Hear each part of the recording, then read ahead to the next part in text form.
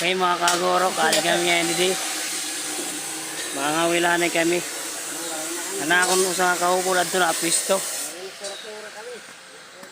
Kapatid, anong gagawin mo ngayon? Mingit tayo. Paulan mamaya. Oo tama, para may ulam tayo mamaya. Mingit tayo. Ano sa adi, nagpipinamiling yan, wati. Paraon. Okay. Nakahuli na kami. Isa pa lang. Pre, pakita mo. Yo, maliit. Maliit pa lang. Bili na yan. Pangulam. Yun o. Nakahuli na naman kami. Oh, pwede na yan. Lagyan natin dito, pre. Yan po yung nahuli namin. Kunti pa lang. Yan na. Yan o. Yan yung nahuli namin.